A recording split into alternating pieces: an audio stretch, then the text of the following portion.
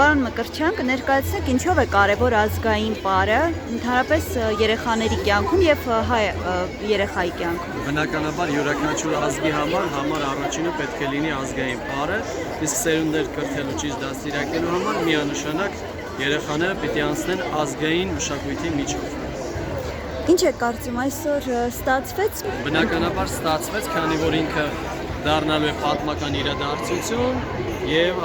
այսօր շնորհիվ Արթուրի եւ Գաֆէսյան արվեստի կենտրոնի մենք ունեցանք շատ գեղեցիկ միջոցառում։ Այսօր մեր սաներից մեր դպրոցից մասնակցում էր 100 սան, 100 պարողներ, որոնք ներկայացրեցին մեր ազգային պարերը։ Էլինա ջան, կասես ինչպես է ստացվել, որ դու եկել ես պարերի եւ ինչու ես ընտրել հենց ազգային պարերը։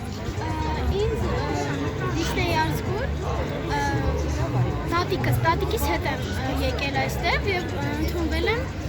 պարի դպրոց, նրանք են որոշել, որ ես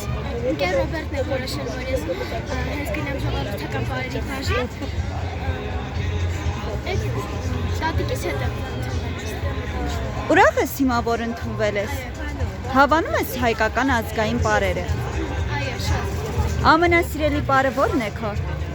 Քոչարին։ Քոչարին։ Իսկ այսօր ինչպես անցավ, գոհ ես այսօր։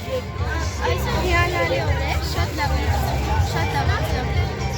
Երեխեք ջան, սիրում եք ազգային պարերը։ Դուք ինչպես եք որոշել ազգային պարերով զբաղվել, գալ, սովորել։ Ես մանկուց սիրել եմ պարելը, ու ինձ դուր է գալիս ամեն բան, ամեն ինչը մեծ հաճույքով պարում եմ, ինձ դուր է գալի մեր հայկական ազգային։ Իսկ դու։ Որ մենք անում ենք այդ պարերը հանգիստ, մեր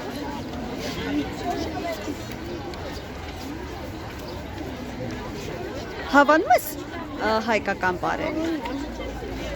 Այսօր ինչպես անցավ, լավ էր։ այո։ Իսկ ձեր ամենասիրելի պարը ո՞րն է հայկական։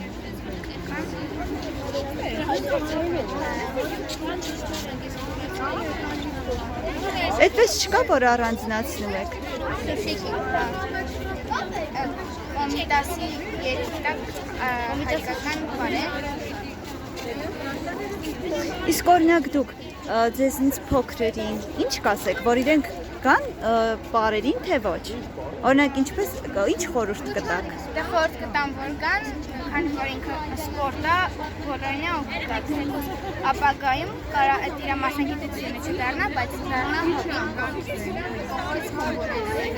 հոբի։